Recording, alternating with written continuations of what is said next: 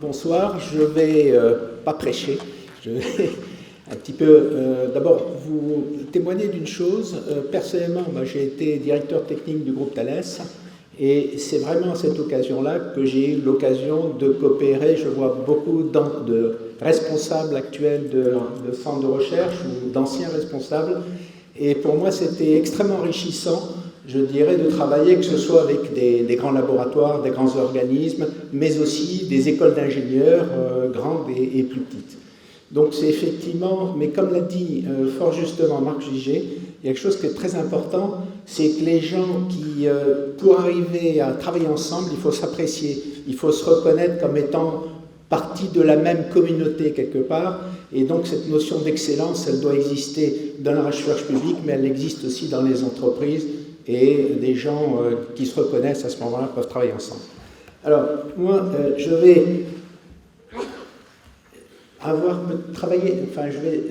des messages peut-être moins optimistes que notre ami Marc Gigé, parce que je parlais plus du futur, et je parlais peut-être plus d'interrogations qui se posent plus que de situations actuelles. D'abord, pour faire un constat, le constat, c'est quand même que la France, qui était quand même la 5e puissance mondiale dans le domaine des technologies, de la recherche en 2010, elle est passée en 7e position et elle a, sur un certain nombre de sujets, un petit peu de mal à tenir son rang. Je vais revenir parce que pour moi c'est un enjeu important et c'est tout à fait lié en fait à l'investissement qui est fait par notre pays, qui est depuis 15 ans stationnaire à 2,2% du PIB, alors que nous avions souscrit aux objectifs de Lisbonne qui étaient montés à 3%. 3%, ce n'est pas un chiffre magique, mais en tous les cas, c'est un chiffre supérieur à 2,2% et ça indiquait une dynamique qui n'a pas existé. La position industrielle de la France, elle s'est dégradée. Alors, c'est vrai qu'on a ce contraste entre des grandes entreprises très performantes, mais quand on regarde où est-ce qu'elles performent beaucoup, elles exportent. Elles exportent énormément, mais quand on regarde effectivement la position dans notre pays, la situation n'est pas aussi merveilleuse que ça. Alors, je ne vais pas discuter sur la question des classements sur l'innovation, parce qu'il y en a, on peut en trouver des très positifs, des moins positifs. Simplement, on s'aperçoit de la chose suivante, c'est que des petits pays, je vais prendre le cas de la Suisse, je vais prendre le cas de la Hollande, on s'aperçoit avec des moyens peut-être inférieurs, ils arrivent à faire des choses très intéressantes. Et on va s'intéresser maintenant peut-être à la productivité de la recherche, qui n'est pas forcément une notion facile à expliciter. Ensuite, ce qu'on peut dire, alors ça c'est, Marc Gigé a parlé des GAFA, c'est vrai quand même que le trouble dans la raquette qu'on a eu, ça a été dans le domaine des technologies d'information, où on n'a pas été des grands leaders ni dans l'informatique, et par ailleurs, on s'aperçoit que même dans le domaine télécom, on a été parmi les meilleurs, on s'aperçoit aujourd'hui qu'on n'est plus on n'est plus là. Et c'est quand même une interrogation compte tenu de l'importance des technologies d'information pour le futur. Je pourrais dire un peu la même chose dans le cas des biotechnologies, où on a quand même un petit peu loupé le coche. Enfin, donc notre écosystème se caractérise par effectivement des grandes entreprises performantes, des ETI, mais en nombre plus faible. Je crois que des véritables ETI industriels, en fait, il y en a 1000, pas plus. Et puis, voilà, on n'a pas créé de nouveaux leaders. Et pourtant, on peut dire que le gouvernement français a fait énormément d'efforts dans les 15 dernières années, avec les gouvernements se sont succédés, mais ils ont tous eu l'objectif d'améliorer l'investissement en R&D en France. Et ça s'est concrétisé alors par le crédit d'impôt recherche, c'est quand même 6 milliards, plus de 6 milliards qui sont finalement quelque part versés aux entreprises en termes d'aide. Il y a le mécanisme des chiffres qui a beaucoup contribué en fait effectivement à fluidifier les relations entre la recherche publique et les entreprises. Les pôles de compétitivité, alors la France se caractérise aussi par le fait qu'on a toute une pléiade d'outils, à la fois sur la recherche collaborative, c'est les pôles de compétitivité, c'est aussi les projets du PIA, et puis c'est les laboratoires communs. Et puis, il y a effectivement la recherche contractuelle, ça sont les instituts Carnot. Et je dirais que par rapport à d'autres pays, on peut dire qu'on a à la fois un peu du modèle américain et un peu du modèle allemand. On est entre les deux. Et enfin, on a des dispositifs de maturation technologique, comme les SAT, mais j'aurais pu citer aussi des outils de l'ANR dans la même veine. Donc c'est quand même, on a fait feu de tout bois, et j'entends des fois, et je vais faire part maintenant de ce qu'on a entendu quand on a fait ce travail sur la préparation de l'OLPPR, il y a des gens qui disent simplifier. Mais en fait, je ne suis pas sûr du tout que ce soit performant, parce que je crois qu'en fonction de la taille de l'entreprise, en fonction de la nature des technologies qu'on étudie, je pense qu'il n'y a pas une solution unique pour la collaboration, elle doit s'adapter aux acteurs et à la nature des technologies qu'on développe. Quand même, un point assez négatif, c'est que la France ne participe pas suffisamment au projet européen. Et ça, c'est un point sur lequel, là aussi, il y a sûrement pas mal de causes. Simplement, il y a deux effets. D'abord, en termes de ressources nettes, ça fait 1 milliard de R&D en moins en France, puisque finalement, on paye beaucoup plus qu'on en récupère. Et deuxièmement, c'est des collaborations qui nous manquent. Alors, pour moi, quels sont les enjeux dans les 10 ans qui viennent? Pour moi, je vois d'abord un enjeu majeur qui est l'enjeu de souveraineté technologique. Il est clair qu'il y a deux forces importantes, dont une qui est montante, qui est la Chine, et on s'aperçoit bien quand on regarde par exemple ce qui se passe dans la 5G, c'est que le combat entre les géants et dans le numérique, et bien finalement le danger, c'est que ce soit l'Europe qui en pâtisse. Et donc cet enjeu de maîtrise technologique, je donne un exemple, c'est la cybersécurité. Comment faire des systèmes qui soient sécures quand on ne maîtrise pas les sources logicielles. Ça, c'est quand même un point à méditer. Même chose sur la technologie du silicium. Si on n'a plus d'usines qui savent fabriquer avec la finesse de trait qui va bien, à ce moment-là, on est complètement dépendant de sources extérieures. Ce n'est pas simplement un problème de défense, c'est aussi un problème d'accès à des nouveaux marchés. Et la remarque aussi, c'est que cette souveraineté, on peut l'exercer au niveau français, mais je pense qu'il faut l'imaginer au niveau européen, ce qui suppose des coopérations renforcées avec un certain nombre de pays, l'Allemagne, mais aussi les pays du Nord. Et on voit qu'aujourd'hui, ce sont des pays qui investissent plus que nous en matière de R&D. Il y a des enjeux économiques. Alors c'est clair que l'innovation, ça a été fort bien dit tout à l'heure par Marc Gigé, est un élément clé dans la compétitivité des entreprises. Il y a aussi, je pense, une opportunité à ne pas louper, c'est le fait que nous ayons la chance d'avoir, je dirais, un accès à des marchés extrêmement variés, puisqu'on exporte. Alors, est-ce qu'il faut que je change de micro, c'est ça? Non? C'est bon. Mais je pense qu'il va y avoir des nouveaux marchés qui vont s'ouvrir, liés aux grands enjeux qui s'ouvrent aujourd'hui, qui sont les enjeux de transformation à la fois sociétale et environnementale. Ça peut être vu comme un risque, mais pour moi c'est aussi une opportunité de faire, je dirais, dans la technologie de l'environnement, dans le domaine de l'énergie. C'est clair qu'il y a de l'innovation à avoir pour répondre aux grands enjeux sociétaux.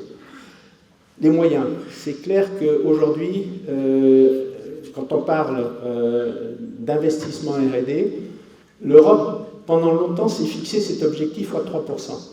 Et aujourd'hui, on n'en est pas encore là, mais il y a des pays qui ont décollé. Si vous regardez par exemple l'Allemagne, ils sont à 2,5, nous on est à 2,2, et puis continuent à monter. Vous avez d'autres pays comme la Finlande, comme les pays du Nord de manière générale, ils ont déjà dépassé les 3%. C'est-à-dire que ce problème d'investissement, finalement, va compter, mais il y a un point sur lequel nous pouvons travailler aussi, et là c'est un travail collectif, c'est l'efficience de la R&D. Quand on travaille ensemble, comment on peut faire pour travailler de manière plus efficiente? Et là, je veux dire que les pays qui ont travaillé plus, ce sont les petits pays. Quand on regarde ramener aux chercheurs le nombre de brevets, le nombre de publications qui sortent, on s'aperçoit que le ranking est très surprenant. C'est le Danemark, c'est la Hollande qui apparaissent en tête, c'est la Suède. Et la France et l'Allemagne, je dirais, sont nettement en retrait en termes d'efficience par chercheur. Donc voilà, comment on fait maintenant pour travailler mieux ensemble? C'est une question importante. Et ça, ce sont les aspects organisationnels, réglementaires, culturels et éducatifs, j'y viendrai à la fin.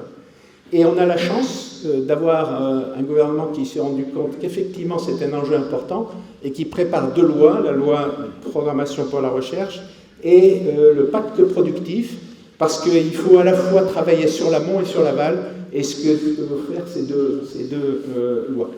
Alors, rapidement, qu'est-ce qu'il est sorti de nos réflexions et quelles sont les propositions que nous avons faites et qui, on l'espère, vont se traduire dans la loi. Alors, la première chose, le constat qu'on fait, c'est qu'on est bon dans un certain domaine en France, mais pas sur tous les sujets.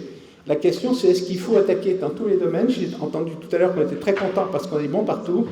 Ben, je ne pense pas qu'on puisse le demeurer longtemps, et il y a donc nécessité quand même de focaliser sur quelques grands enjeux, et ça suppose un travail de réflexion et un travail interministériel de façon, effectivement, bien choisir les grands enjeux sociétaux sur lesquels on veut avoir des entreprises au meilleur rang mondial.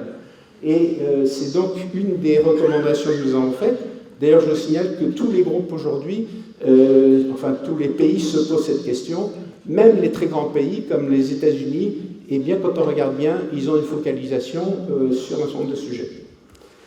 Ça, je vais la sauter. Alors, la deuxième grande orientation, c'est de répondre à ce problème français, mais qui est un problème européen, du fait qu'on crée beaucoup de start-up, mais on n'arrive pas à les faire croître.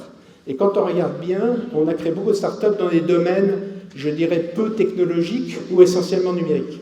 Et en fait, on s'aperçoit, quand on regarde par comparaison ce qui se passe dans d'autres pays qui ont créé, je dirais, des entreprises technologiques à forte croissance, elles sont très généralement basées sur ce qu'on appelle la deep tech, des technologies profondes, fortement technologiques, et qui supposent un investissement très fort. Et arriver, par exemple, au troisième tour d'investissement, c'est des tickets à 100 millions d'euros. Or, en fait, on a les compétences technologiques, mais on n'a pas les compétences financières, et on manque d'outils financiers pour faire ça. Et parallèlement au travail que nous avons fait, il y a eu un rapport Tibi, M. Tibi a présenté son rapport au président de la République, et la décision qui a été prise, c'est effectivement qui est, je dirais, la création finalement de capital d'innovation du late stage, c'est-à-dire le dernier étage pour la croissance des startups, capable finalement de doter la France d'entreprises, je dirais, de croissance. Et une question qu'il faut se poser, c'est le positionnement scientifique réel de la France sur les secteurs de haute technologie. On s'aperçoit qu'on est très bon sur certains secteurs et pas forcément sur tous. Je ne veux pas faire là, ça me demanderait pas mal de temps, mais on voit bien qu'aujourd'hui, il faut s'interroger quels sont les secteurs sur lesquels on est vraiment en pointe et pas simplement au niveau moyen. Troisième orientation que nous avons faite, c'est, et ça il y a un double challenge, il y a un challenge au niveau des régions et un challenge au niveau des Européens. La décision qui a été prise dans l'organisation française, c'est que ce sont les régions qui sont en charge du développement économique et de l'innovation. Par contre, la recherche, c'est piloté par l'État. Et enfin, puisque les régions n'ont pas la main on peut dire, sur les organismes de recherche, et encore moins sur les universités. Et de l'autre côté, vous avez l'Europe. Et en fait, on a à mettre un peu en phase les vecteurs au niveau région, État et Europe. Donc ça suppose qu'effectivement, on ait d'abord des idées claires sur ce qu'on veut faire en France, quelles sont nos forces et faiblesses et sur quoi on va investir. Deuxièmement, il faut que cette réflexion soit faite aussi en liaison avec les régions. Et les régions ne sont plus en état de demander à l'État, elles sont plutôt elles doivent être force de proposition. Et là, il y a un jeu compliqué pour éviter que toutes les régions se polarisent sur les mêmes sujets. Le danger, ça a été par exemple sur l'IA. Tout le monde voulait faire l'IA. Avant, c'était tout le monde veut faire, toutes les régions voulaient faire de la fabrication additive. Le danger de tout ça, c'est qu'on soit moyen partout. En fait, on s'aperçoit quand même que pour pouvoir être au meilleur niveau mondial, on a besoin de concentrer. Donc là, il y a, je ne cache pas, un challenge qui n'est pas encore résolu, mais ça suppose un dialogue entre l'État et les régions. Et avec l'Europe, la question est un peu de même nature, mais dans l'autre sens, au moins vertical. C'est-à-dire, finalement, ce qu'il faut, c'est qu'on arrive, d'une part, d'abord être beaucoup plus présent dans les organismes de gouvernance. On s'aperçoit que ce sont essentiellement les pays du Nord et l'Allemagne qui influent. Deuxièmement, on a besoin, au niveau de nos organismes, surtout nos universités, Je pense que les organismes ont l'habitude de collaborer avec leurs alter ego. Par contre, nos universités, ce n'est pas encore le cas. Trouver par des jeux d'alliance, finalement, bien se positionner dans les programmes européens. Voilà, donc c'est pour moi un enjeu majeur, puisque quand on regarde les financements, il ne faut pas oublier que hors Brexit, les investissements qui sont prévus, c'est quand même 5 milliards d'euros au niveau de l'Europe. Et ceux-là, ils sont tout à fait clés pour les objectifs. Ensuite, la quatrième orientation, c'est celle qui nous réunit aujourd'hui, c'est effectivement renforcer les liens entre la recherche publique avec ses partenaires et avec la société. Alors, dans les recommandations que nous avons faites, on a fait le constat suivant, c'est que finalement, notre proposition, c'est de favoriser les dispositifs qui sont publicités par les entreprises. Je ne cache pas que dans notre groupe, il y avait des gens qui avaient des idées a priori sur un certain nombre d'outils. Et on a dit non, ce qui compte, c'est est-ce que les instituts Carnot voient leur chiffre d'affaires augmenter? Oui, ben ça veut dire qu'il faut les soutenir. Est-ce que les IRT tiennent leurs objectifs? Oui, donc ça veut dire qu'il faut les supporter. Est-ce que les bourses chiffrent? Est-ce qu'il y a des demandes? Oui, donc on va les supporter. Voilà, donc ça a été pas beaucoup plus compliqué que ça. Et finalement, on a pu visiter sur un certain nombre de sites et voir que finalement ces orientations étaient retenues. Il y a un objectif que je n'ai pas indiqué, c'est que les grandes entreprises, elles, nous ont dit plusieurs fois qu'elles souhaitaient avoir des laboratoires communs. Je dirais, on peut dire que l'achèvement d'une collaboration, c'est quand on arrive à avoir un laboratoire commun, c'est-à-dire finalement, les chercheurs publics et les chercheurs privés sont ensemble dans les mêmes locaux, ils se partagent leur expérience et ils partagent les cultures, et je pense qu'en termes d'efficience, c'est ce qui est mieux. C'est un peu... et aujourd'hui, quand même, on s'aperçoit qu'on a plus d'une centaine de laboratoires, bien que le CNRS doit arriver d'ailleurs à une centaine de laboratoires communs, alors de taille plus ou moins grande, et dans certains cas, ces laboratoires communs ne sont pas forcément colocalisés, ce qui fait que la notion de laboratoire commun est à revisiter. Mais en tous les cas, c'est quand même le sens vers lequel souhaite aller pas mal d'organisations. Et un autre aspect qui nous a été signalé, c'est le fait que quand une entreprise fait de la recherche, elle n'est pas forcément intéressée que au résultat de la recherche, de la technologie, mais de plus en plus, c'est l'accès à la compétence. Et ce qui fait que la relation entre l'entreprise et le système éducatif et le système de recherche doivent être pensés ensemble. Et je vois un certain nombre d'initiatives où on a à la fois des entreprises, des écoles d'ingénieurs par exemple, et des instituts de recherche qui travaillent ensemble. Par exemple, quand je regarde ce qui s'est fait sur le plateau de Saclay en matière de fabrication additive, on a bien ces trois composantes qui sont réunies. Et ça, c'est tout à fait important. Je dirais même que la première technologie que cherche une entreprise en collaborant avec la recherche publique, c'est l'accès à des cerveaux. Et c'est l'accès à de la compétence. Voilà. Un deuxième aspect qu'il ne faut pas négliger et qui, je pense, va prendre de la puissance dans les années qui viennent, c'est la relation avec les territoires et l'acceptation des innovations par les citoyens. Jusqu'alors, les innovations elles arrivaient par le marché, des fois elles étaient imposées, voire subies. Et aujourd'hui, on voit bien que c'est plus possible de travailler comme ça. Et de plus en plus, l'idée, c'est de faire participer les clients, et les citoyens sont des clients pour un certain nombre de technologies, à l'innovation. Et le premier projet d'ailleurs, un programme qui a été lancé comme ça en France, c'est les territoires innovants de grande ambition. J'ai eu la chance de participer au jury et j'ai été enthousiasmé parce que j'ai vu des tas de projets intéressants et dans lesquels des régions ont fait travailler ensemble des chercheurs, des citoyens, des entreprises, et ensemble ils ont été nous présenter des projets. Alors, tous n'avaient pas une grande valeur, mais certains avaient beaucoup de valeur. Et deuxièmement, et comme je disais à l'heure, il y a un peu le risque de duplication. Donc, dans la façon de travailler, l'idée c'est non seulement de mettre en œuvre ces recherches collaboratives avec la participation de citoyens, mais aussi mettre en place des dispositifs qui permettent de transférer cette compétence vers d'autres régions qui ont les mêmes problèmes. Et ça faisait partie des critères de sélection.